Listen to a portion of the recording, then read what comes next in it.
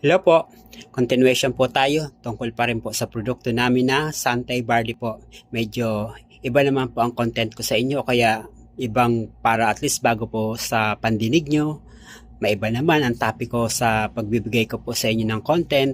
At least para mabigyan ko din po kayo ng kaalaman tungkol po sa pangkalusugan kung ano nga po bang naidudulot ng Santay Barley po. Pero ang Santay Barley po ay may katapat din na tinatawag natin na pure organic barley po. Ito po yung Nabitas. Pero kung i-research nyo po at aalamin, napakalayo po ng pinagkaiba po ng dalawa. Kasi ang Santay Barley ay nagmula po sa New Zealand, may sariling farm, may sariling plantasyon, may sariling production po kung paano po ang paggawa ng Santay Barley po.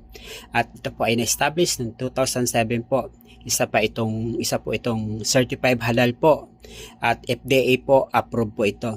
Tapos ang barley content niya po ay yung mga bata pang grass po, yung sariwa pa ba kung pag-uusapan natin. Kasi sa Nabitas po medyo matanda na po ang inaani nila bago po nila anihin. At ang isa pa po, hindi po natin alam kung saan po nanggaling ang Nabitas po. Wala pong origin, walang sariling plantasyon at hindi po sila approved ng FDA po. Kaya medyo mag-ingat po tayo.